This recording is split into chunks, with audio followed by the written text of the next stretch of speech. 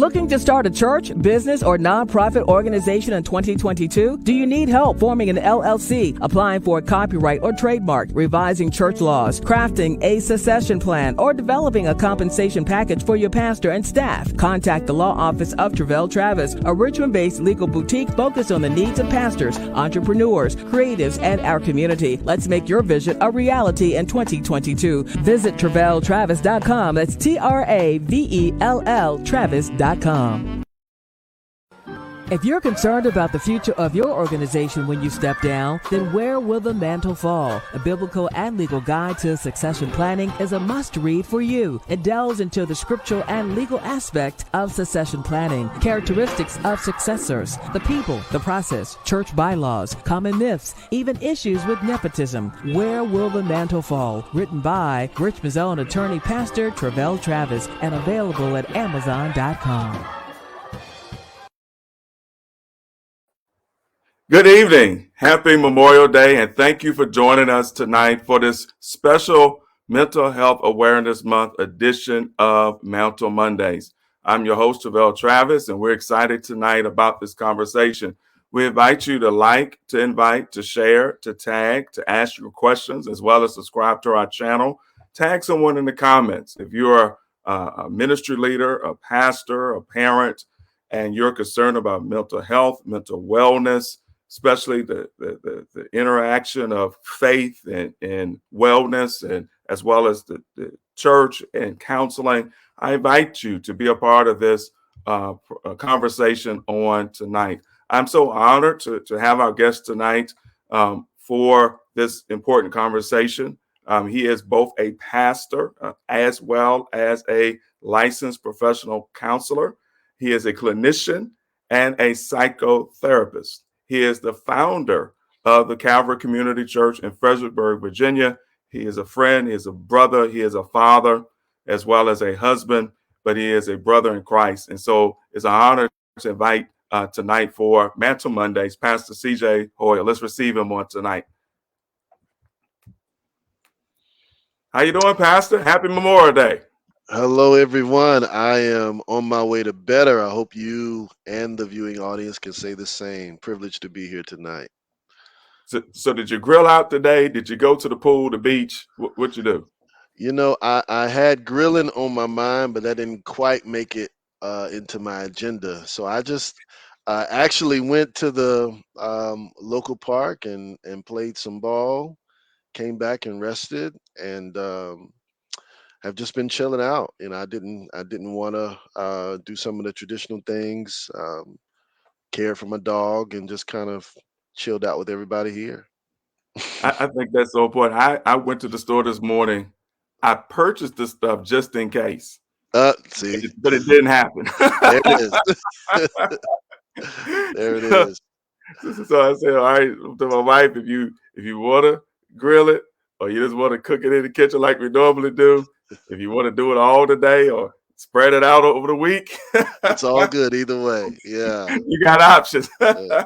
I was scared to go to the store on the day of because I figured I'd be disappointed. But just thought folks would run through everything. But I can appreciate, going for that plan B. Well, my disappointment wasn't that the shelves were empty. My disappointment was the price of the food. Oh, well, that's a whole nother conversation.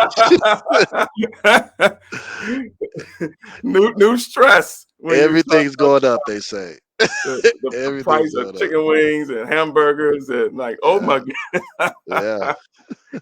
I saw somebody said that if they grill or do a cookout, it'd be virtual because they can't afford to feed everybody. Yeah, I've heard that about the gas too. Absolutely.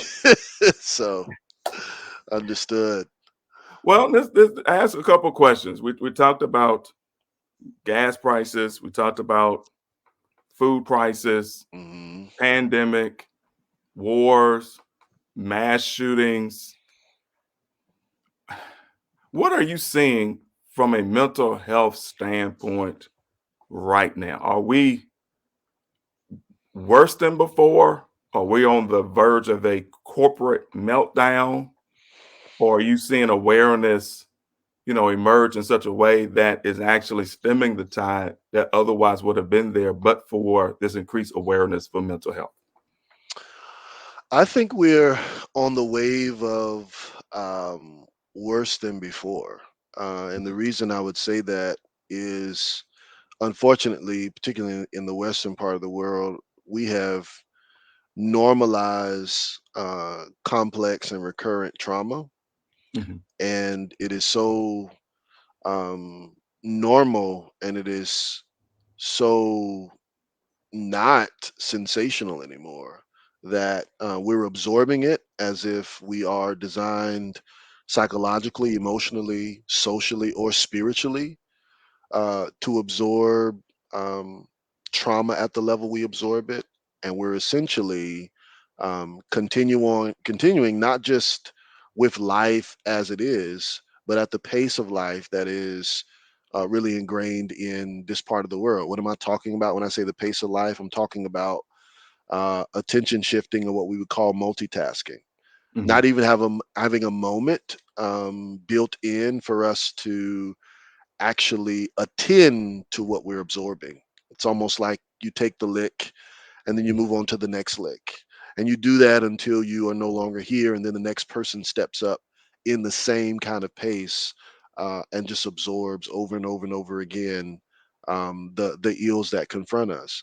And while there's But an increase in awareness, I think there is also an increase in pressure to normalize and I say this seriously, but also partially in jest, to learn to live with trauma as opposed to healing from it. wouldn't we historically say that just being tough and resilient, Hmm. that hey, you could take a lick and keep on ticking, but you're saying that that's not always healthy. Absolutely. It's absolutely not healthy. And that's one of the things that drew me into this field and drew me into the work that I perceive to be just as much of a calling as the pastorate. Um, is that while the mind, I respect the power that the mind has over the body, and that's God's idea and God's design. And I respect the resilience of the mind, but the mind, just like humanity, while it is resilient, it also carries a fragility. So there is this interesting tension between something so resilient, yet at the same time being so fragile. Hmm. And if we don't steward both properly, we certainly can have some catastrophic consequences. Mental illness being one of them, and certainly mental health, which they're not the same. They impact mental health that is impacts the larger majority of the populace. Both of those can have very catastrophic consequences when we don't steward them particularly well. So And I when you think say that's important steward, to know. so when you say steward the mind, I'm thinking two things. Is it that we've just dismissed the mental health, or is the mind such a complex organ we've yet Mm, fully we fully understand it to know even how to treat it? We understand kidneys. We hmm. understand arguably the heart. This is what it does. This is what it looks like when it's not doing it right. Here's what Right. we can do to fix it. Is the brain such a complex organ that even the best have a hard time understanding how it works, and therefore, without the lack of understanding how it works, don't have a grasp of even how to keep it healthy or to treat it when it's ill? I think it's certainly more of the latter. Not so much a dismissing, but a lack of understanding and even a lack of appreciation Hmm. for the complexity and the profundity of the brain of the mind, and how mental health care is just as crucial as physical health care or spiritual health care. And they're all interrelated. And so when you think about, even as you brought up the body, kidney, for example, there are physicians, there are scientific researchers who give their entire career Hmm. not to the whole body, but to a Hmm. specific part. The age of generalists is far gone. Now we have specialists who will spend their entire career on the eye Hmm. or on the kidney or on the heart. And I don't think we have that same yet. We don't have that same level of appreciation and um, really fondness even for individuals who've devoted their lives and their career to the understanding of mental processes and behavior. That's still very much an afterthought, as opposed to the esteem we would give Right. a medical doctor who specializes in studying just one part of this complex body. Is that because it's more of a behavior science than a hard science? But it is a hard science, but it's Mhm. not perceived as, Yeah, oh, you're a doctor, but you're that kind of doctor, where we're this kind of doctor. right. Is that part of the stigma? I think so because psychology, which of course is the large umbrella where the outpatient, inpatient mental health world stems from, is considered a social science, which is one of the soft sciences. Hmm. So it's not a hard science, so it doesn't have that sort of reputable historic standing that, say, a biology, a chemistry, a general sort of healthcare branch. When you look at the physician world, even the nursing world, don't have the same kind of historical esteem. But what's interesting is the mental health treatment world does have a rich history, though it Hmm. even in this part of the world has a rich history that, believe it or not, overlaps with the faith community, particularly Christian communities. Yet that rich history has not, for whatever reason, given us a comparable level of esteem. I think that's changing and has changed recently. But we've got a long way to go and a lot of ground to cover to be seen in a similar light. Has the church historically? I know you mentioned that about the church's role and perhaps getting greater appreciation for the mental health community. Do you Mhm. think how much has the church been the problem when Mm, it comes to this area? Because we don't consider a heart attack, we don't consider a stroke, we don't consider uh, malfunctioning kidneys or cancer as demonic. Maybe perhaps spirit of infirmity, devil's attacking, but not. Whereas on the mental side, so long it was considered demon possession, a spirit or a lack of mhm. faith, a lack of God. Has that, even if everybody's not Christian, Sure. just that belief is so embedded in the culture. Has the church almost been, you know what I'm trying to say? Yeah. I'm not gonna put you there, Bishop. I got you. I got you. I think that's a loaded question that carries a loaded response. Um, Historically, I don't think that the church has been as problematic as we have seen in from a recency perspective. Mhm. When I say historically, I mean just looking at this country and the history of this country and the history of mental health treatment, even stemming into perhaps other parts of the world. What you'll see is a common theme and a common overlap. Back when, um, to support what you are saying, those who were mentally ill were seen as monoliths in very black and white terms, demon possessed, lunar, Mhm. crazy, not fit for society. Once the societal pulse began to move towards um, actually housing, actually institutionalizing them, it was the church. This is historical. This is Okay. empirically supported. It was the church who was at the forefront of actually providing care, providing Okay. support, providing love, providing intervention for those who were essentially cast out of Mhm. society.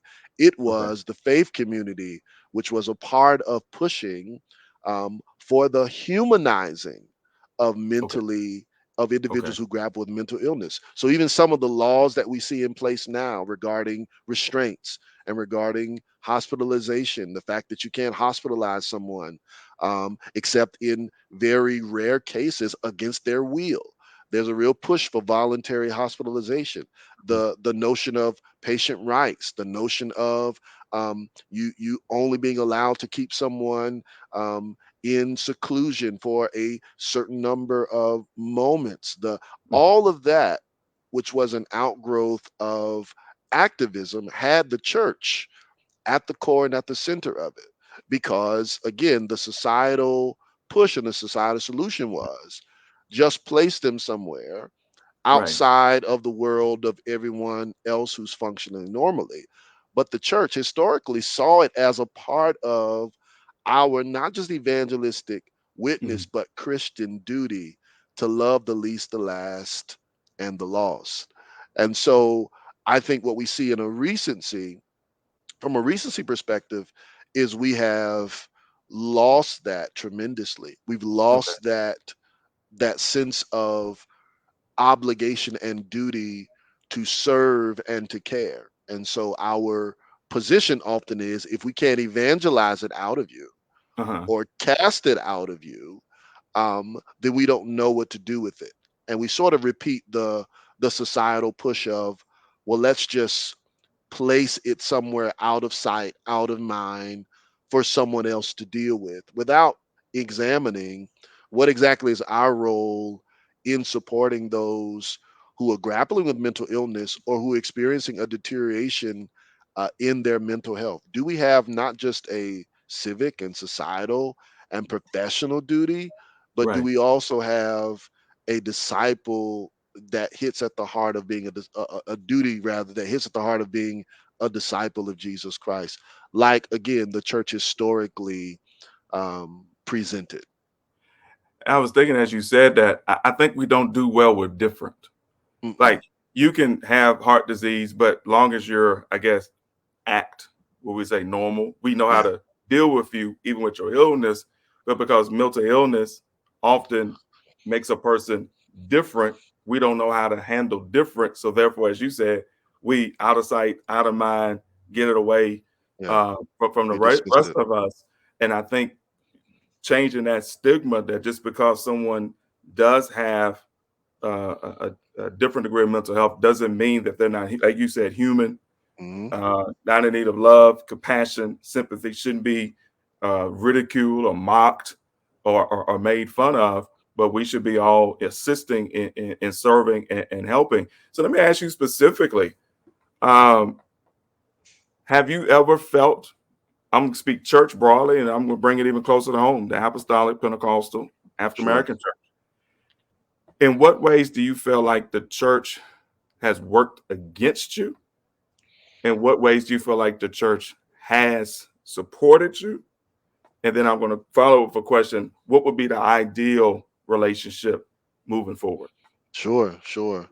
So I think in terms of opposition, this was earlier on. There was certainly discouragement, both the overt and covert, um, for me to actually pursue my path of study. Okay. So I ended up being a licensed professional counselor, but my first choice was to actually be a psychiatrist. I was, all gung ho on going to medical school and specializing in psychiatry and going just the full way. And I can remember those within the apostolic Pentecostal world and even those without, um, really coming at me in their own ways, suggesting that um, this is a conflict between my salvation and my professional ambition. I'm sure you've heard similar things. How Yeah, can you but I be? understand mine. Jesus said the lawyers are going to hell.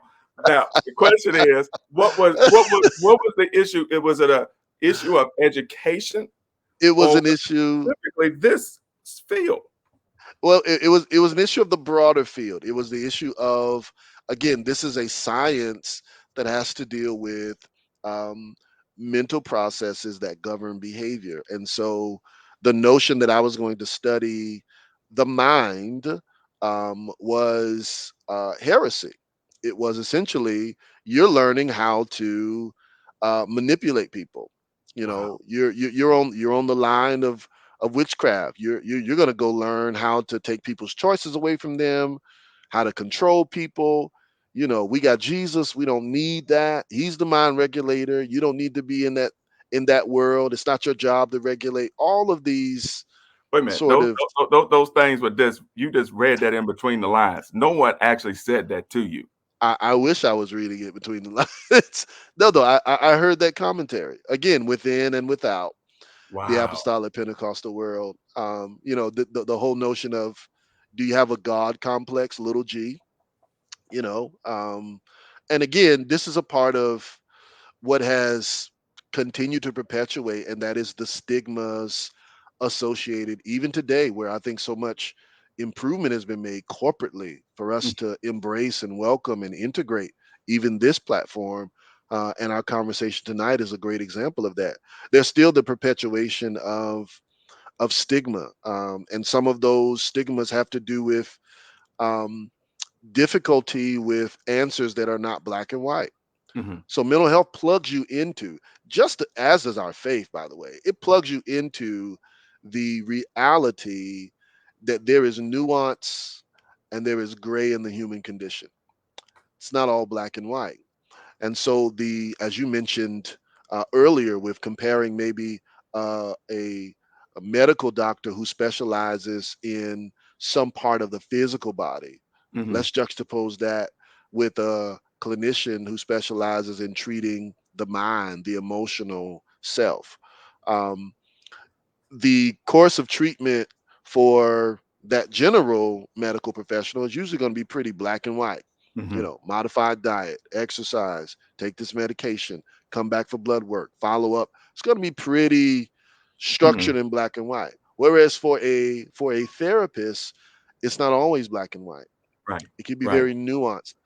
That general medical professional can take 5 diabetes patients and give Mm-hmm. them essentially very Right. much similar Right. plans of treatment. Such is not the case in the mental health world. It's very nuanced. It's very gray, and there is quite a bit of exploration.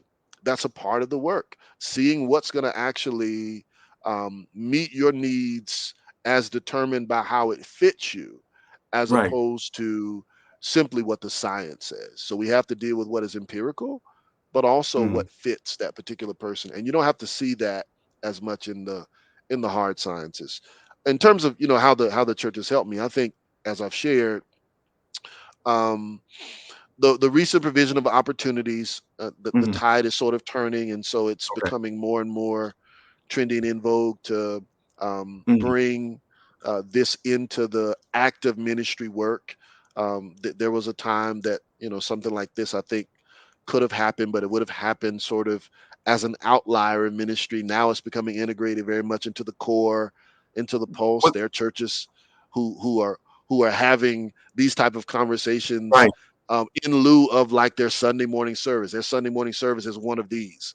Like that's a big sort of about face and pivot from maybe what you might have seen in years past. And I think Was that a lastly, moment? Was that a moment or event that you saw when it changed? Was it a certain year? Like, wh- when did that pivot happen? Do you recall? I don't recall it being a certain year, but I would say the event that I think really shook the church was, I don't know if you or the series of events. I don't know if you recall with the same clarity I recall, but there was a just a few years ago, um, seemingly a rash uh, trend of Mm. pastors attempting Right. and some Right. actually completing suicide. Right. Right. Um, and I think that really shook the church in a way that in the postmodern world we hadn't been shaken from a mental health perspective. It's Okay. sad, but remains to be a substantive truth that so much of what shakes the pews is received differently than what shakes the pulpit. And I think Wow. what shook the pulpit um, really grabbed the church in a way that unfortunately our parishioners have been suffering for years. But Mm. when it started to hit the head, the strong man, the expert, the shepherd, in ways that we couldn't, again, with black and white Right. Right. explain, then I think that's what shifted our embrace. But now you're a theologian. You're a pastor. you're also in this field. I know, at least from philosophy standpoint, hasn't it been anti-faith and religion? So is some of this, I guess, hostility on both sides, Mm. or am I as an outsider stereotyping the field? No, I think there has been a hostility, but I don't think that again, I don't think that hostility is historical. I think Okay. that has developed in a modern and postmodern sense, particularly when you're talking about postmodernity. That's the Hmm. questioning of all truth. There is no truth, right? So Right. we're all hostile against everything that claims to be true, Okay. particularly our faith, which proclaims unapologetically that there is Right. not only truth, but there's Right. only one truth, and that truth is a Right. person. Right. That puts you on the bullseye, so to speak, of postmodernity. So there's a hostility, but I think the way forward with collaborating and understanding one another from a like mental health and church standpoint is to understand first of all our opportunity to collaborate. Mm-hmm. Mental health, I think, when stewarded properly, can serve as a bridge towards spiritual health. Hmm. And I'll say that again and just kind of define what I'm sharing. When I say mental health as opposed to mental illness, mental health refers to one's current emotional, psychological, and well being. That Hmm. includes, but is not limited to, how you think, how you feel, and how you behave. So, mental health is speaking about your current status Okay. psychologically, emotionally, and socially. So, mental health is for everybody. Mental Hmm. health impacts everybody. Mental health encompasses everybody. When you talk about mental illness, you're no Okay. longer just talking about one's status. Now, with Okay. mental illness, you're talking about a diagnosable medical condition Okay. that explains or helps to explain the disruption of one's ability to think, feel, and behave. That Hmm. disruption shows up in the form of a difficulty completing very routine daily activities. Okay. So we're Okay. talking about mental health. It's important that we understand we're not synonymously talking about mental illness. Hmm. And so this is why I can say I think that mental health serves as a bridge for spiritual health, because once we support, encourage, and actually Hmm. guide individuals into the strengthening of their psychological, Hmm. emotional, and social well being, um, it is common for them to acquire, while at the same time strengthen those three aforementioned areas, a Hmm. receptivity to other parts of their health, Gotcha. including spiritual health. And I Gotcha. think that this helps answer some of our issues sometimes in the church world with regard to evangelizing those who seem to not fit the Hmm. predetermined classes that we believe need to be evangelized. Right. The Right. individuals who are struggling with basic needs, the Right. individuals who are grappling with the cares of this world. What about individuals who don't necessarily fit that class, but are very much trying to strengthen their mental health? We can partner certainly with the mental health world by Hmm. serving as that bridge and allowing um, those who are being strengthened to link with the spiritual health Hmm. care that the church has been authorized to provide. And I think that's so important because as a clinician, when someone's time is coming up in the treatment relationship, when we have gotten to the end of an episode and we're getting ready to step that person down to a lower level of care or terminate the relationship at a mutually agreed upon time, one of the things that we're always looking for is, does that person have what we call natural supports? Not Right. individuals to serve as a substitute us, but Hmm. individuals that can continue to support that individual while they continue to work independently. Guess where one of the greatest places of Hmm. natural support exist a healthy Right. church. So we can serve as a bridge in that way. But I also think from the mental health world to the from the church world to the mental health Mhm. world, um, the church can use and should use the mental health world as a resource. The mental health Right. world should use the church as a bridge.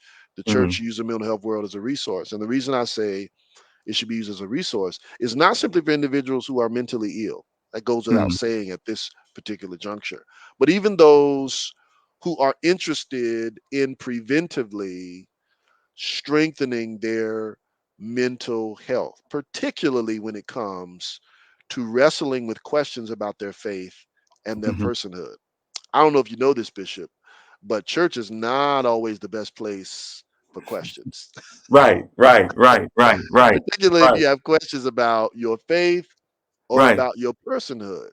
And Hmm. so the mental health world is a great place to funnel individuals who have tried to go through the spiritual mechanisms and just aren't getting what they need with regard to satisfying these questions.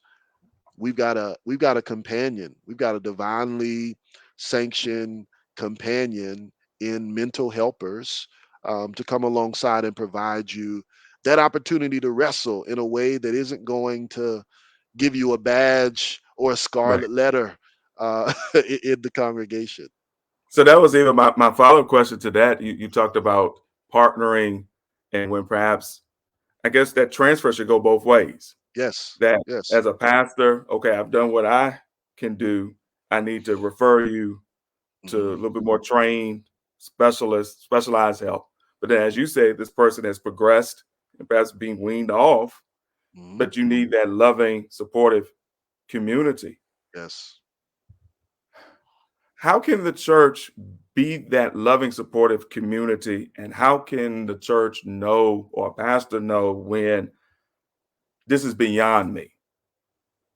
Great questions. So I think number one, we have to be honest and be unapologetic about our limitations. Okay. Um, Jesus is all sufficient. We are not. A word for pastors, as being a pastor as well as a clinician, my ongoing guidance continues to be, um, the ACA, the American Counseling Association.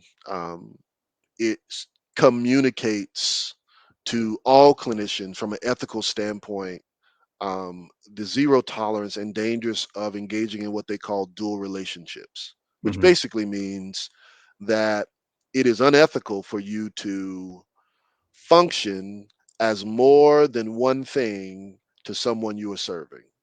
Wow. And though that is a professional principle, Mhm. I've taken Mhm. that and really Right. merged and wrestled that into my theology with Right. regard to even counseling. Right. So I would say to pastors, if your engagement in counseling someone is going to pull you out of being pastor into being something else, then that's a good sign Hmm. that you need to refer out. Okay. If this problem and concern is now pulling you from pastor Hmm. to pretend MD, refer Right. out. And that's If really it, for any pastor, anything, yes, whether it's legal, financial, sure, medical. You shouldn't be someone's financial advisor. You shouldn't no, be someone's attorney. yeah, You shouldn't be someone's contractor. I mean, you're giving investment strategies. Like, hey, you're none of here that. to teach me in the faith. Yes, You can get biblical principles, yes, but hey, you go to the trained that's it. trained That's it. professionals when it comes to that. Because otherwise, as a pastor, you're looking at perhaps clergy malpractice Mm, because you feel as the representative of Jesus, as you said, you got to be the savior of the world, and that's exactly. not your job. Exactly. And then from a church community standpoint, in terms of how we can be that support, I think, Mhm. that comes with knowing our divinely ordained lane is to come alongside someone who is progressing on their own therapeutic journey and Mhm. provide them with that love and that care and that engagement that not only humanize them but promotes their worth, promotes their value, promotes their significance as an individual who didn't choose what they're Hmm. grappling with. Okay, Well, uh, mhm. and because um, you didn't choose it, it's I think it's really important for you to have a constant reinforcer that this is not only not your fault, but it's also not your load to carry alone. I love Okay. the biblical command for us to bear one another's burdens, and then that's followed up with the notion that everybody ought to bear their own load. Not contradictory at all. Hmm. The notion, of Hmm. course, being when you can't carry it alone, we're supposed to Right. help you. But you're supposed to progress to a point where you can manage this more independently than maybe you could before, so that we can be freed up to help someone else. So it's the same kind of dynamic of, again, providing support, not Hmm. therapy, Right. support, not prescribing medication, support, not giving you Right. the 12 steps you need to get better. It's not our job. Our Right. job is to wrap around you in agape and be there to humanize and to help and to hold you up as you continue to be strengthened. But what is the, I guess, the ethics of confidentiality and disclosure, even in that regard? If you come to my church and I know you're diabetic and you start acting a certain way, we know get you some candy, get you some juice because we know you're diabetic. Yeah. How do I know? Okay, this person is schizophrenic, bipolar, deals with depression, saints, sister so and so battles with this, so therefore be careful what you what how do you Yeah. inform them without disclosing too much so they can really help?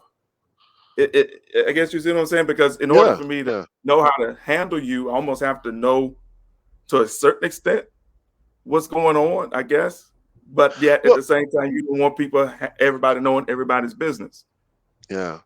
I don't think that there has to be a knowing. I think what is important is the facilitation of just general empathy, Okay. um, and Okay. my ability, and this is something we foster, my ability to feel what you feel and see what you see and experience what you experience without having to actively live your life. Just allowing Okay. myself to both emotionally and spiritually come to where you're postured and experience what you experience. I think that, just as a general baseline, is a great starting place when we're trying to determine how to handle and how to support and how to be there, because I don't have to know your whole testimony in order Hmm. to see that you are being tested. Right. Right. You know, Right. I Okay. don't I don't I don't I don't have to know, you lost your baby last week, your uncle got shot. Hmm. I don't have to know you just got laid off and all this happened in a month. I don't have to know that to see that you're being confronted with Okay. just some real hardship. And I think if we just move from a place of needing to know, particularly in a remember, mental illness, that's medical, right? Right. So Right. I don't I'm not privy to anything Right. unless you tell me. All Right. right. And if you tell me as a pastor, as a clinician, then I'm Hmm. bound by confidentiality. I think the same is Right. true within the household of faith. That how do I let the saints know? Well, you don't let the saints know.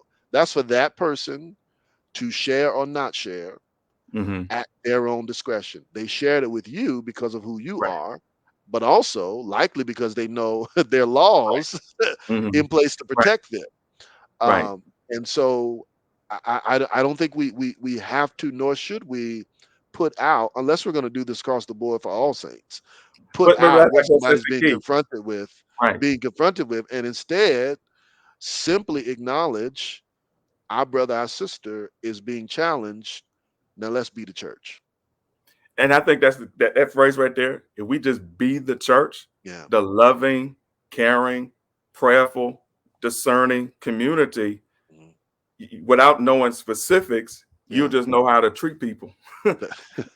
and How about therefore that? end up providing much of that support that you're talking about that the church should Yeah. provide.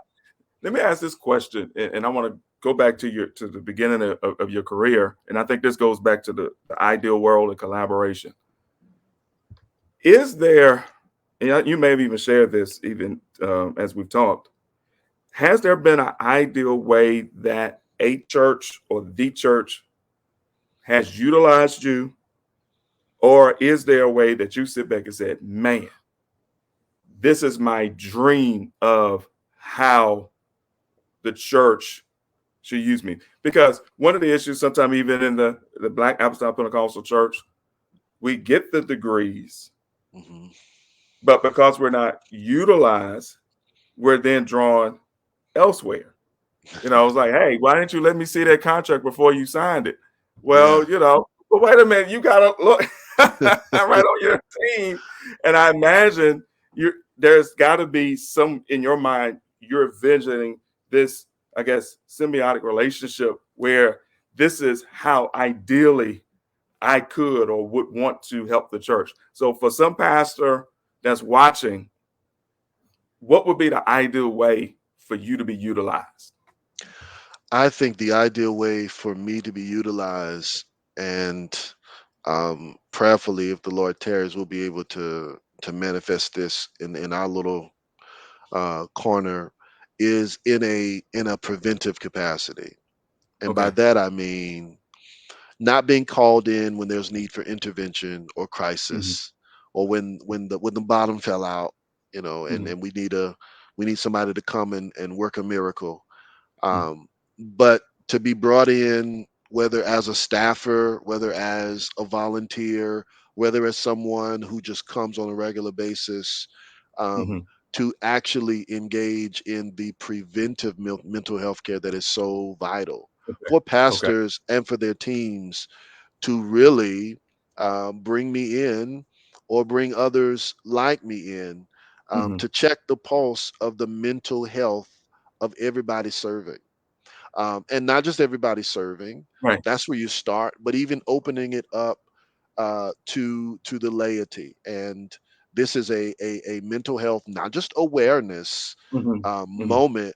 This is a preventive moment, because you may think you Hmm. are just like we all do when we go to the doctor, right? Or Right. avoid going to the doctor. No matter Right. where you fall in that spectrum, we have Right. this notion of, well, I know I'm good, I'm all right, or I know I'm not good, and I don't want to be confronted with it. I think that preventive mental health component allows you to come to face with somebody you don't have a dual relationship with. You know, I'm gonna be leaving here. you may not have to Right. see me again, but it allows me to confidentially share with you, hey, you're doing okay here, but this part, that's a slippery slope. And Okay. I want us to I want you to strengthen that. Or your social well-being Mm. is wonderful, but you're using it potentially as a cover for your emotional and psychological duress, and that duress may cause daily disruption and bring you into the world of mental illness. Right now we're talking mental health. There are Mm. symptoms, right? Right. But not yet a diagnosable condition. So can we, I think that would be ideal, to come in preventively, Okay. before the house is on fire. Just that would be And I ideal. feel good because we have you tonight, but Yes. you're coming to City of Refuge in August for our youth conference to do that. Thank God. Thank God. Yes. So good, good. I know I'm on the right track there. Now, you mentioned about some of the negative things that people in church said about you going in this profession, but obviously you didn't. You ignored them, or at least Yeah. went Yeah. ahead and moved forward anyway. Yeah. How did you make that decision? Or as my wife asked the question, what made you go into this field in spite of the resistance and perhaps lack of support and even direct criticism um, for what you did? Yeah.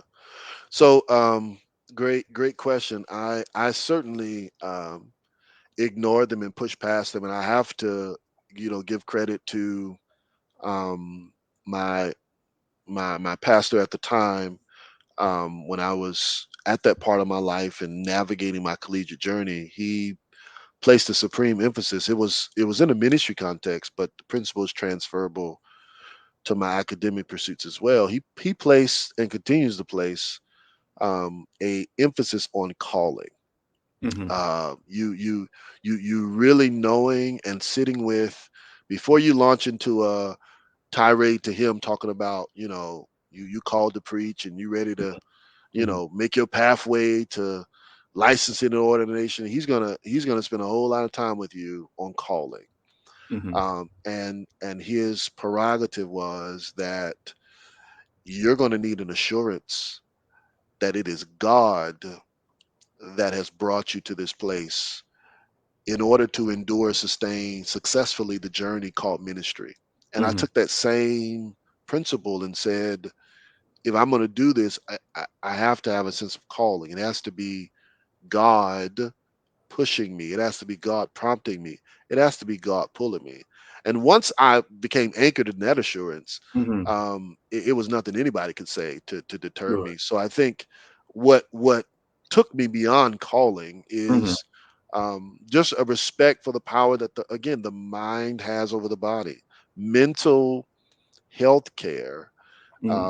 is foundational to all other parts or expression of healthcare being as significant as they possibly can on the outcome of that individual.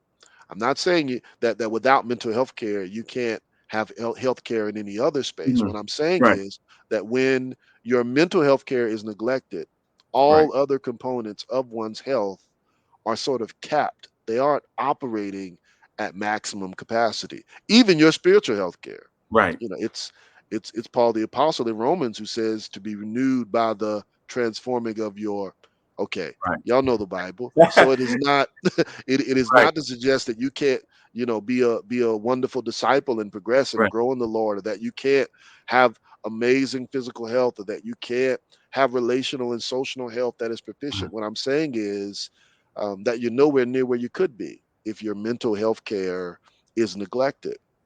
And so I think just the power that the mind has over the body, and the fact that God designed it to be so, Right. that it wasn't accidental. There's no evolutionary process that explains why the mind now has, no, it's always been that way. Right. Part of being in his image and likeness is the mind having governing capacity over the body. That if one's mind can be thrust forward in a direction, one's body and the rest of that self will flow with it. um, Thinking also about just the resilience. You talked about the resilience factor earlier. Always been amazed at just how resilient the mind is. Hmm. I also, in my current um, title and one of my current positions, I cover intensive outpatient groups. So I do Hmm. group therapy as well for individuals who are grappling with addiction and maybe Hmm. have a co-occurring um, disorder where they have both addiction and addiction diagnosis and a mental health diagnosis. And one of the things that we so often flesh out is the elasticity of the brain. Hmm. How the brain, without getting heady in jargon, how the brain has a amazing ability to snap back if Hmm. left alone.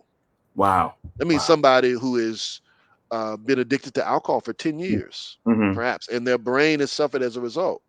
The brain has an amazing ability to snap back if you, guess what, stop drinking. Right. Right.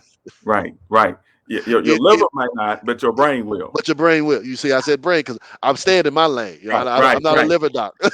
I stay in my lane. But your your Right. your brain will snap back and will begin to Mm. return to its form.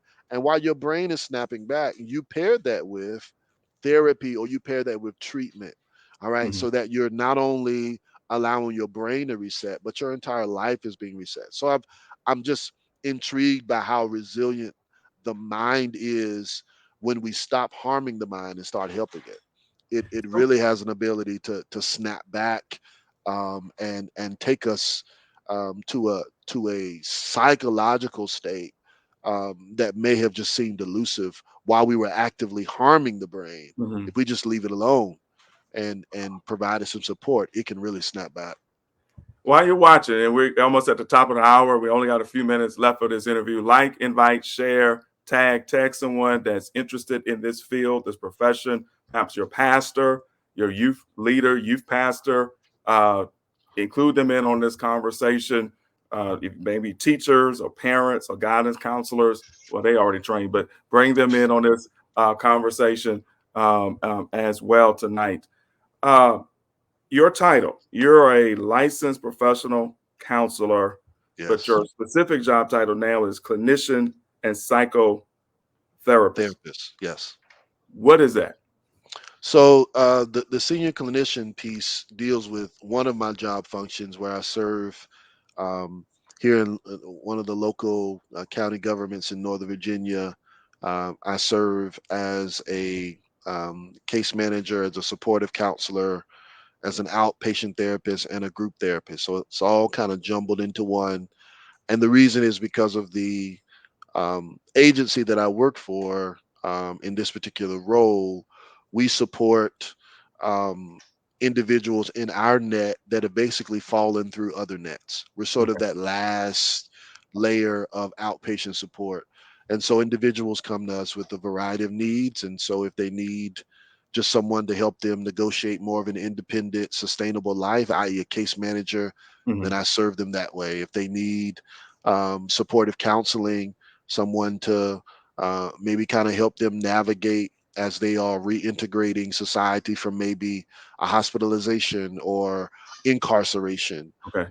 then I can be that for them. If they need traditional outpatient therapy and not case management, then I can be that for them and use a variety of therapeutic models to take them on a therapeutic journey until they get to a place where they, essentially don't feel like they need me anymore in that capacity. And so that's the senior clinician is a whole lot of things kind of boiled into one. But again, we sort of have to be because we're that last net for the uninsured. We're the last net for the underemployed or unemployed. We're that place um, where if every other entity has told them no, we're expected to tell them yes. So we have to be that sort of for the population that we serve. The psychotherapist portion um, is, and this is my before going into this is my plug for anybody that's engaging in um, therapy or is interested in pursuing outpatient therapy. Once you get into the actual grind of doing the work and you're entertaining maybe taking on some more of the work, my encouragement to you is never do in obligation number two the exact thing you do in obligation number one. You'll thank me later. So obligation number two, as a psychotherapist, that's purely outpatient therapy, but Okay. it's with a very different population. Purely individual. I do individual couples and families, but I'm dealing with individuals um, who are who have different needs and of a different at a different space in their mental health care journey. And they also tend to place a different value on the work. Okay. So you're dealing with a different speed, and I can appreciate both by navigating both. Two questions. How long have you been in the profession and how long did it take you to get in the profession? I know you're a graduate of Johnson C. Smith Hmm. University. You have your degree in psychology, Yeah, my bachelor's in psychology. Yep, and Liberty University is where you have your counseling degree. master's in marriage and family therapy. Yep. Hmm. Okay, so that's a total of how many years? Oh my. Four plus two, 4 plus 3. 4 plus 3, so seven Okay. 7 years of that. So I've been in the field for 12 years. I started um, as an employee in an inpatient psychiatric hospital and matriculated from there. So I started on the other side of things, Okay. and I ended up on this side. Did some intensive in-home counseling work, some treatment foster care work, and then ended up where I am right now in local government, and then of course branching out into private practice. So it took me. I graduated with my master's in 2015, Mhm. but you have to accrue post master um, supervised hours. So you Okay. have to essentially practice under the Mhm. guidance of a licensed professional. You have to get so many hours and pass an examination. So I didn't clear all of that Mhm. until about 2019. So I've only Wow. been licensed, fully licensed for a few years, provisionally licensed for a couple years prior to that. So it's a long road for a reason, but Right. I'm thankful to be at this part of the road for sure. But I think it's so important because when you hear the level of training and hours spent, and this is your full time Mhm. occupation, I'm going to ask you a question about a post in Okay. which you kind of said some of y'all bootlegging self-made so-called. See, he didn't say all that, but in so many words, Why did all my y'all mind go fake right back there? phony counselors out here. I got the real. Oh my, oh my. So I mean, so what what would be the? I guess to clean it up, what would you say is even if someone is a trained Christian counselor, what is it they? I was going to say, what is it they is, and what is it they ain't compared to what you are? So it's a shame my mind went right back to that post. Out of all the posts that I've made, it's you didn't even have to give it to me verbatim. I know. Oh man, I was on one that day. I don't know what was going on, but but seriously, it goes just back to knowing your role and knowing your limitations and being honest about them. Mhm, So the difference between again a counselor and a therapist very basically at a very base level is that a therapist, a licensed professional therapist, is someone that has been trained and been equipped and been authorized to deal with diagnosable mental, emotional, behavioral, and addiction related illnesses. mhm, A counselor is someone who may have the skills and ability to support one with regard to their questions and challenges that relate to daily living, that relate to dealing with general stressors, that relate to the symptoms, as I was mhm. talking about, of illnesses. So I Okay. think if you're a Christian counselor, it's okay and appropriate for you to address symptoms that may be presenting Mhm, at a minimal, at a low to mid level. But when those symptoms present as an illness, that's the part for you to, this is beyond me.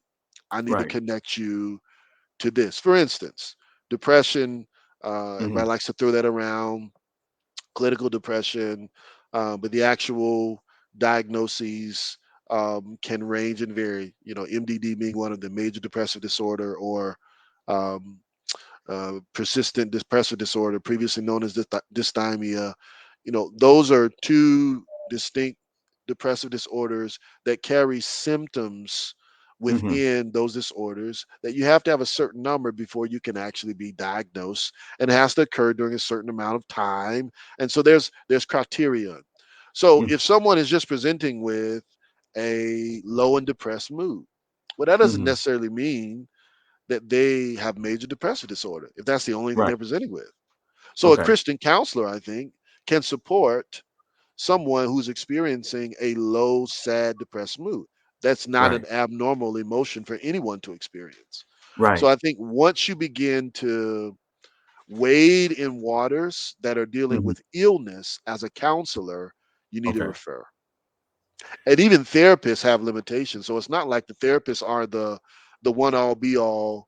Bring me Right. anything and I can deal with it. I wary, and I would tell anyone to beware of a therapist who doesn't have any limitations. Their posture to you is they can handle everything. Run, Right. because Because you no, said family therapists, adolescent, I guess teens. You have those yes, who deal with marriage, who deal with yes, the mental disorders. hmm So once again, you got people who specialize in yeah, even certain types of issues or diagnoses. You mentioned earlier about how it's almost becoming numb to everything that's going on in Yeah. the world, and the brain somehow being able to deal with that. And I want to ask you, and I kind of give you a heads up on it. Mhm, mhm. As a pastor, as a clinician, we had the mass shooting in Texas. Yeah. You had the mass shooting in Buffalo. And you don't have to get into the politics as much, but I do want to hear from a pastor who is also a professional in the medical field. Is it a gun issue, a sin issue, or a mental health issue? It's absolutely a sin issue and a gun issue, but not a mental health issue. And I'll take you back to the delineation of mental health from mental illness that I provided earlier. Hmm. Um, Mental health, of course, deals with one's current status with regard to their psychological, emotional, and social well being, Hmm. um, impacting uh, your ability to think, feel, and behave, but not limited to those things. So when someone engages in a mass shooting, we're dealing theologically, of course, with the pervasive noetic impact of sin, Hmm. original sin, actual sin, it all being profoundly present, and a reminder that violence is one of the expressions of sin. Hmm. The taking of life, murdering in any capacity, um, again, can be a reminder of the fact that we're all depraved in that particular way. Um, However, when you talk about someone being able to engage in that using a resource that continues to be a common denominator, you're talking about guns, you're talking about firearms. Um, the question then becomes, if we believe that, as some suggest, it's not the gun, it's the people. You know, there's a Hmm. sin issue with the person. The person's the Hmm. problem, not the gun. Then my question becomes, well, then why, if people are the problem, are we putting resources in the hands of the problem to create more problems? Hmm. So if the person's the problem, then let's deal with the availability of this tool to, I mean, just execute endlessly Hmm. in ways that don't simply chill the average Right. citizen, but Right. apparently, Texas revealed to us it chills those who've been trained to actually engage Right. in that world. There you go. There you go. Um, and so it is a sin problem, it is a gun problem, but it is not a mental health problem. And the problem um, that exists when we go straight to mental health is, number one, mental health is not synonymous with mental illness. Mental Right. health includes everybody. Mental illness includes some folks, some I people. felt like I needed to edit that question once you've educated me tonight. So, It's like, just, oh man. it's that's some people. That ain't everybody. But even among the some, Uh-huh. this is the perpetuation of stigma that happens in mass shootings, and we are not sensitive to it. Um, or even acts of terror that maybe Hmm. aren't mass shootings, is when they're of a certain context. Hmm. There's often that rush to Hmm. mental health, and that Right. perpetuates the stigma that individuals who are mentally ill are more violent than those who are not mentally ill. Hmm. Hmm. When the Hmm. truth is, there is an extremely low percentage of individuals who grapple with mental illness that are violent. Right. Right. So Right. the notion and suggestion, it goes back to the point you made earlier in the interview, that from a church, but even societal role, that when we don't understand, it's easy to just ostracize, dismiss, and Hmm. lump into this monolith category. And Hmm. now what we are subconsciously dealing with is the lie that we've embraced as truth, that mental ill is equivalent to violent, Hmm. which Hmm. does what? Inform even more of a resistance, even more Hmm. of a disdain, even more of a mishandling. When the truth of the matter is, we're not dealing with someone statistically who is likely Hmm. operating in violence because Right. of their mental illness. let's say mental illness is present. It may Hmm. be present as a contributing factor along with several others, but it is not just the mental illness alone, statistically, that is Right. going to push someone to perpetuate an act of violence at the level of taking an AR-15 and shooting their grandmother and shooting 19, 20 individuals with more coming in, or any other example that you wanna drum up. So that's my perspective, is that we're dealing with sin, gun, but not mental health issue. And if there is a mental health issue, it's the need for us to be much more preventative and Hmm. less driven by intervention, less driven by crisis, less Right. reactionary, and very much anticipating the need for mental health care before the need even presents itself. Because I would imagine, and you can't, like you said, lump everybody together, but you do have statistics. But if a person is medically depressed, Hmm. they're more likely to withdraw from everybody. And if anything, perhaps take their own life, not necessarily get a machine gun to take dozens of lives. Is that kind of what you're saying? Or Well, my, my not necessarily, because I think I think that's another misunderstanding, and it's part of what you were mentioning earlier about our just how much we don't know about the brain, right, about mental right. processes, about emotional presentations, Mm-hmm. um, because there are individuals who present exactly the way you just mentioned, Mm-hmm. um, and then there are individuals who we might refer to as depressed but functional. Mm-hmm. Mm-hmm. So they Mm-hmm. don't withdraw, they Right, don't pull away. To look at them, you right, would think right, they've never been depressed a day in their life. right, right.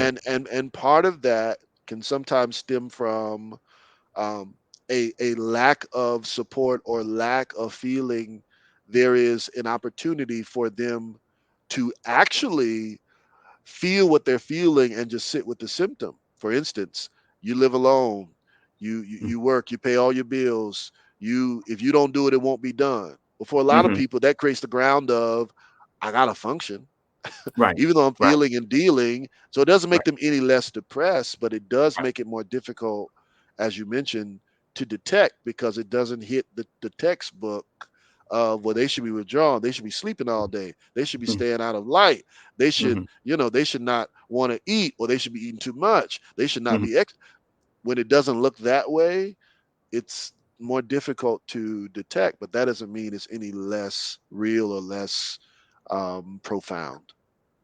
You mentioned about the role of the church, not just the leaders, but the congregation, that almost, I guess, a Martin Luther King beloved community, that supportive community. We understand you're not Christian counselors, you're not trained Yeah. therapists or what have you, but we're today's Memorial Day, which we're commemorating those who have lost their lives for Mhm. this country, early teens, late teens, early 20s, young men Yeah. and women. You have the mass shootings, Mhm. but you also have everyday shootings that are taking place, especially in our urban areas, Mhm. all the time.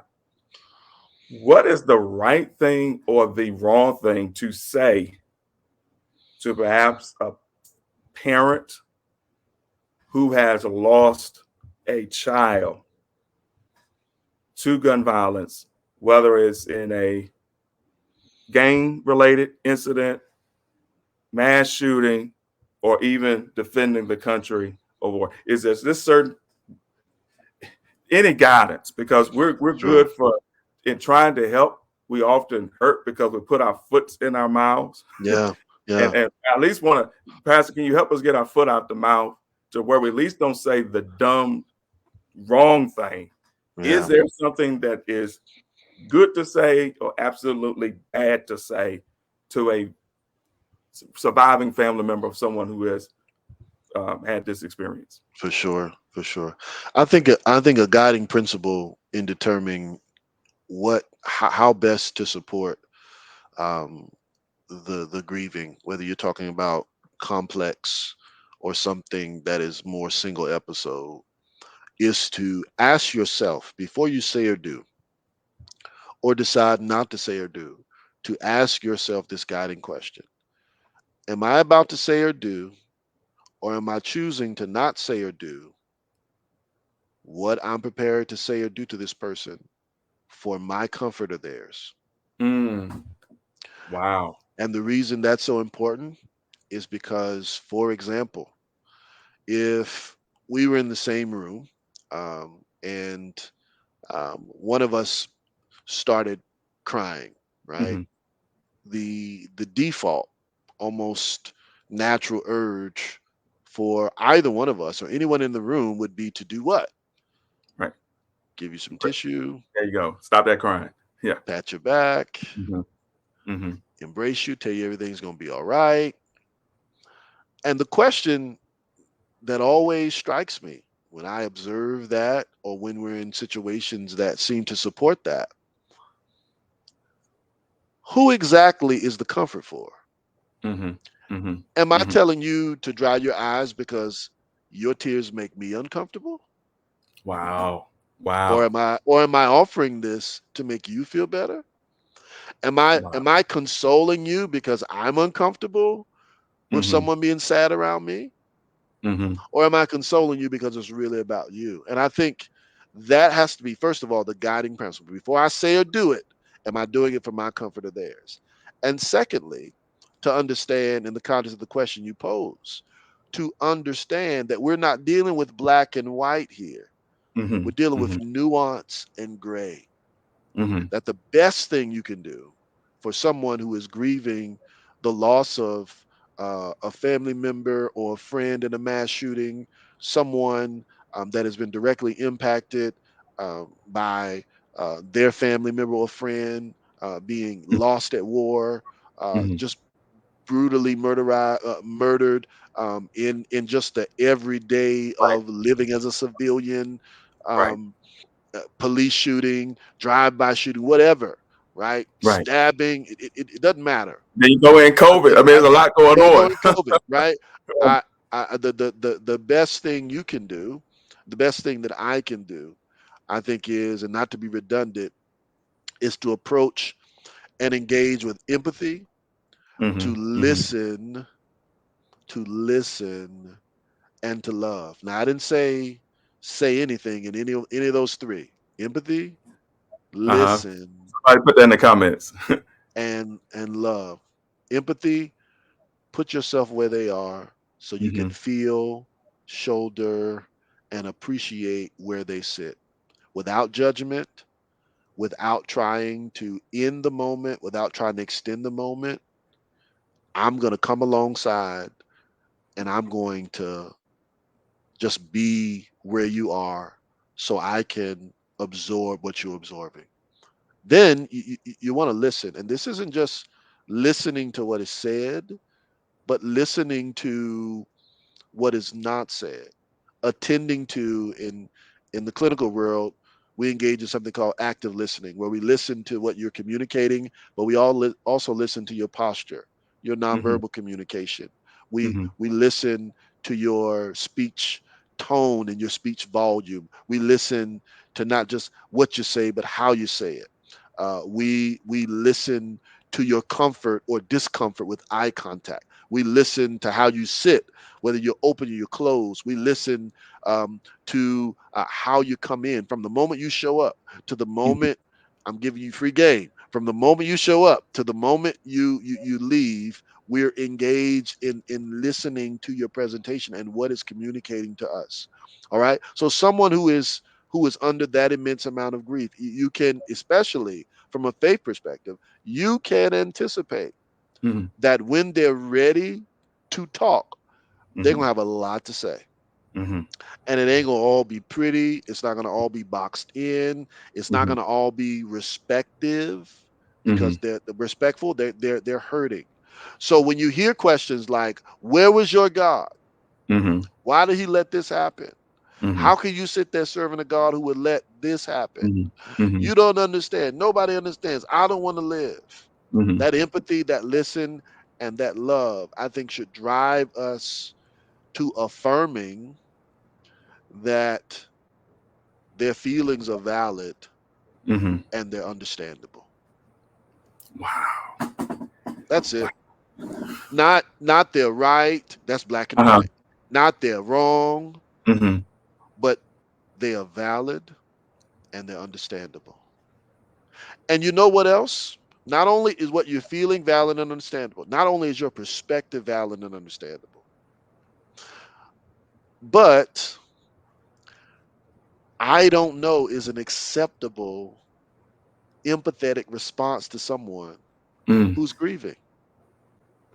We like to be the know-it-all. Why? Thank you. Why did they get shot and Mm-hmm. not them? Mm-hmm. I don't know. Yeah. I don't know. Why did God? I don't know.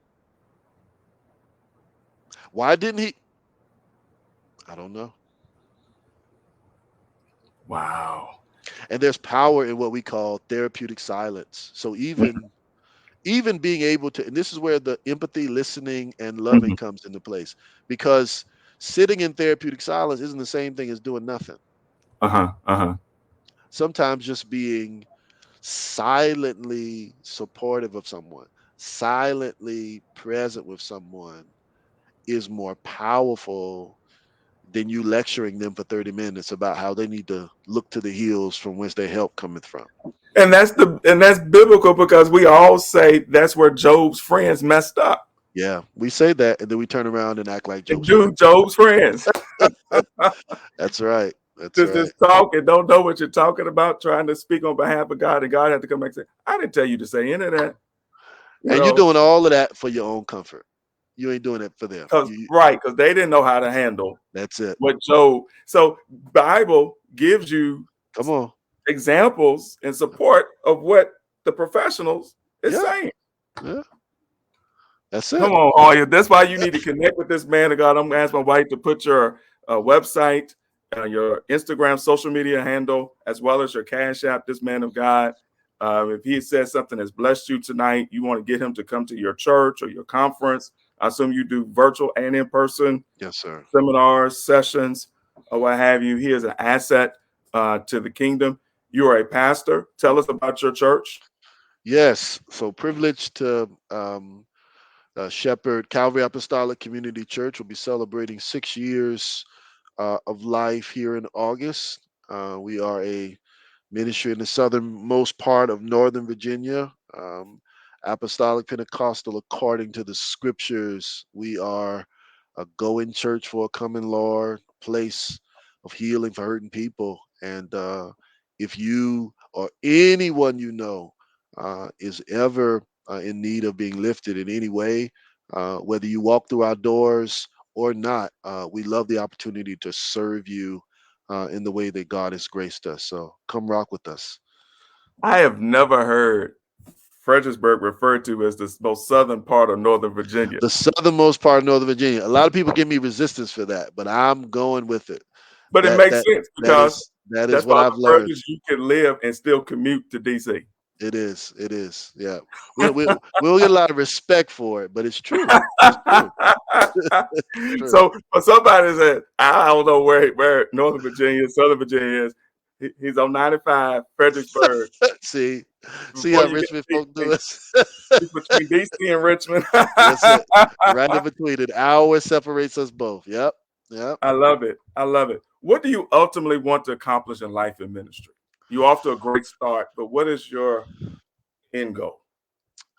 Oh man, I just want to, it may sound cliche, but I just want to die empty, man. I want to pour out everything that I have, and I want to leave, if the Lord wills, I want to leave legacy for my children. So I'd love to um, emerge and engage in ultimately launching my own um, private practice and sort of network of practices of sorts, just to really merge the not just theology with psychology, but also the underrepresentation of individuals that look like me in the field, particularly in terms of ownership. Hmm. And Hmm. would love to be able to do that. I actually envision engaging in therapy much longer than I'll be in pastoring. if the Lord says the same. It's his role, it's his job, it's his call. But that's that's my plan and my trajectory. Um, and That was certainly one of just my questions. Do you see yourself pastoring and counseling forever? You already answered counseling yeah, forever, but not necessarily pastor. not necessarily pastoring, if the Lord wills. I believe in something that you are a strong component and have demonstrable expertise in: succession. And because it is the work of the Lord, no man, no woman has the right to hold it beyond their time. And I look at the biblical model of mandated retirement in the Old Mhm, Testament, mhm, among those that served in the work of the Lord, mandated, built in. I mhm. don't care how you feeling. I don't care if you got your title late. Doesn't matter if you just getting your due. The word of the Lord was sure and was true. And I think that that principle, as pervasive as it was, has been lost. As much as we say, this is about Him, we don't always believe what we proclaim, and so we'll make things about us that are really about Him. And I'm as much as I love serving Him and love doing what I'm doing, it ain't mine.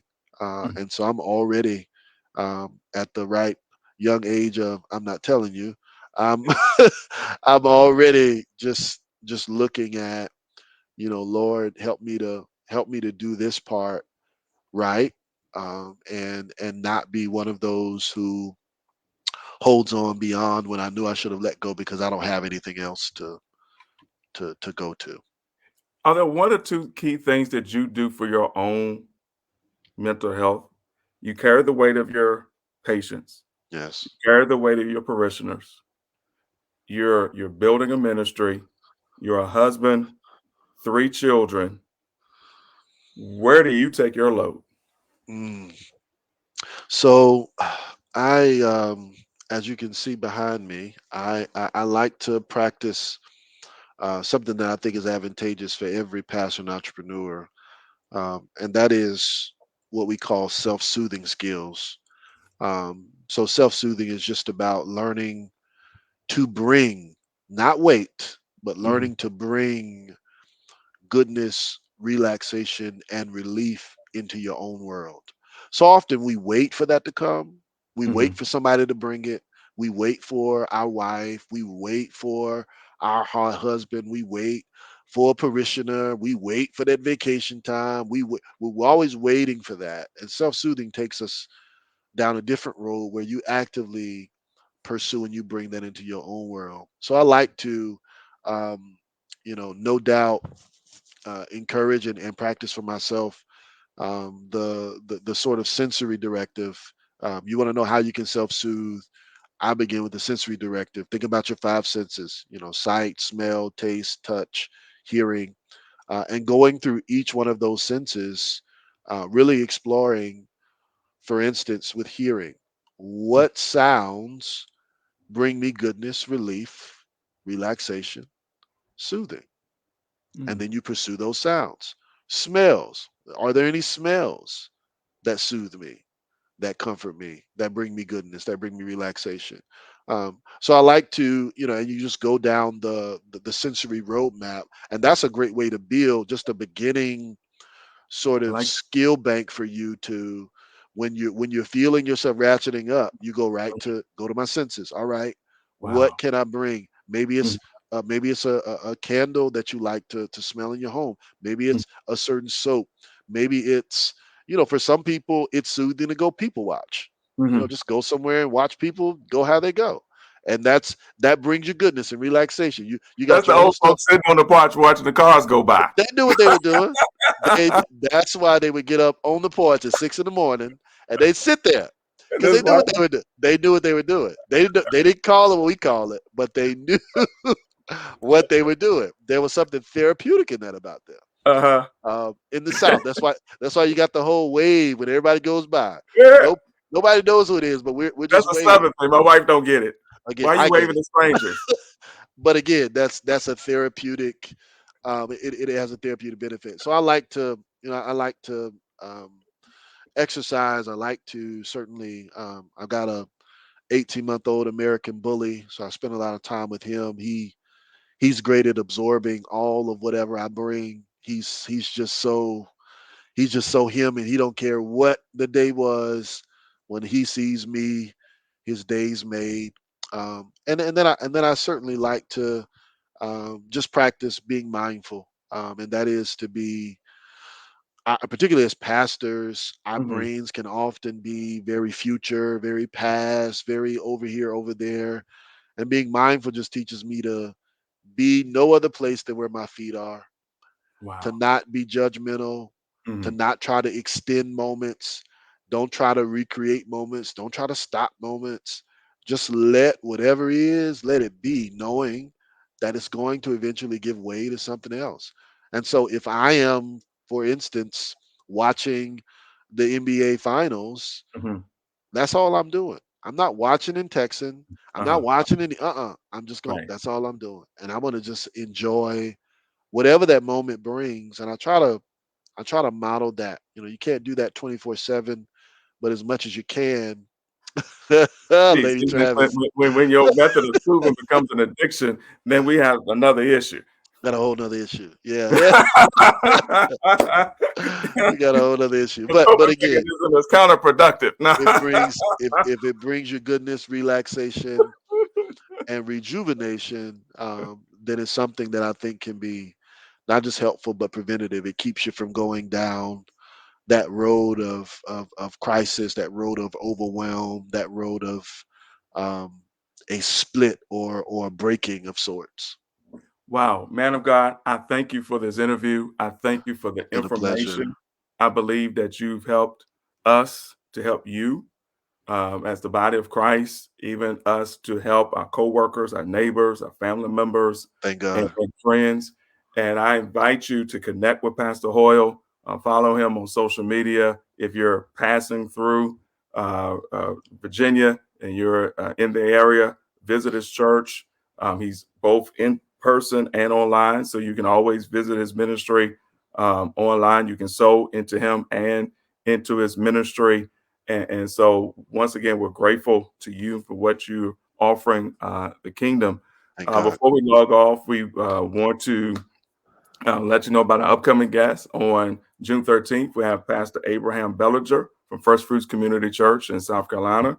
And then we will have our season finale of the second season of Mantle Mondays with the founder of the Young Leaders Conference, Elder Mark Moore Jr., will be Mhm. our season finale on Monday, June 27th. So if you need a text reminder of when we air our Mantle Mondays, you can text the word mantle to 833-450-0056. All of our episodes that are originally airing on our platform starting in June will be rebroadcast on the YLC TV network on those platforms starting in June. So if you didn't catch this one uh, on my platforms, you'll be able to catch it later this summer on those platforms. So we Bless invite you God. to connect with us in those ways. So at this time, I'm going to give it over to Pastor Hoyle just to give any closing thoughts or words of encouragement or just advice to the body of Christ. Close us out in prayer. Once again, we thank God for all of you that have watched Mountain Mondays tonight, and we pray that this conversation has been a blessing to you and to yours. Good night, and God bless. Amen. Well, thank you for those who have been able to hang with us for any portion of tonight. I just wanted to come real quickly, as time has eluded us, and just encourage everyone regarding the reality of the time that we're living in and the rigors that we're all being confronted. I just want to encourage you regarding reality that this is not normal, uh, and that uh, I recognize and realize that you are doing the best that you can to navigate a very abnormal space and time. In the midst of that abnormality, I want to encourage every single person that's listening um, to pursue professional therapy. Therapy is for everybody. It's not just for those who are grappling with mental illness.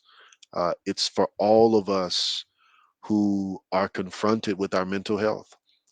And I don't want for you to wait until things go bad before you seek out what could bless you.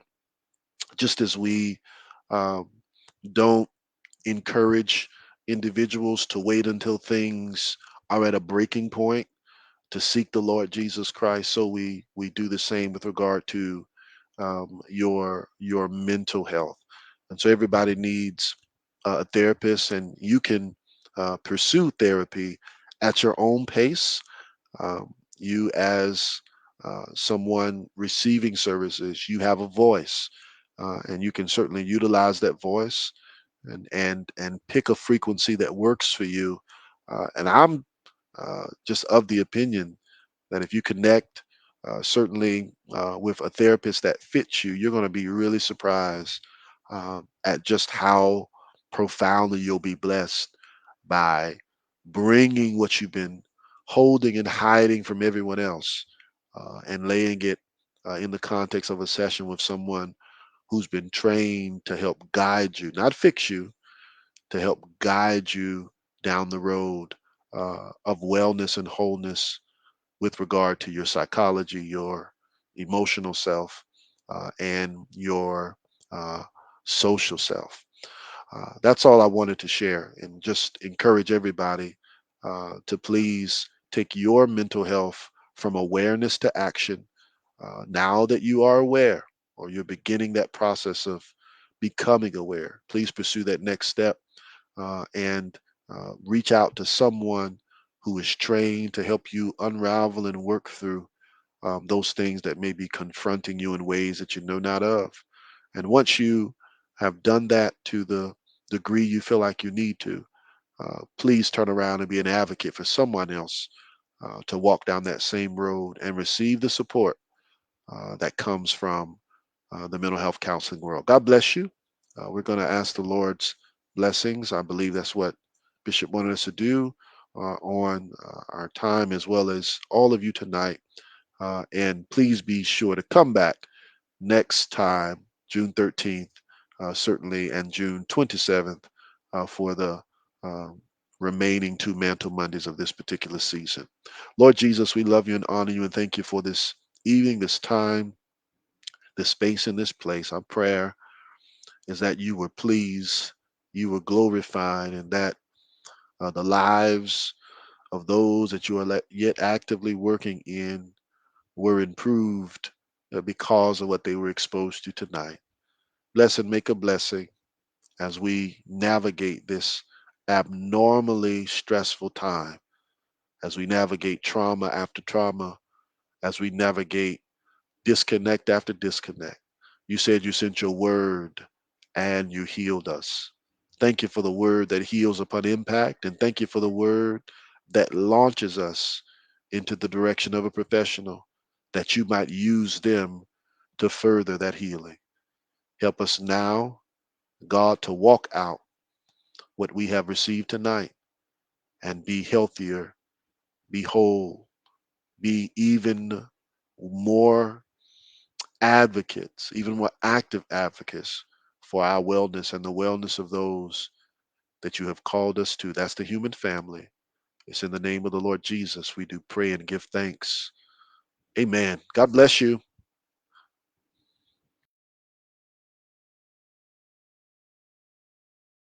Looking to start a church, business, or nonprofit organization in 2022? Do you need help forming an LLC, applying for a copyright or trademark, revising church laws, crafting a succession plan, or developing a compensation package for your pastor and staff? Contact the law office of Travell Travis, a Richmond-based legal boutique focused on the needs of pastors, entrepreneurs, creatives, and our community. Let's make your vision a reality in 2022. Visit TravellTravis.com. That's TRAVELL Travis.com.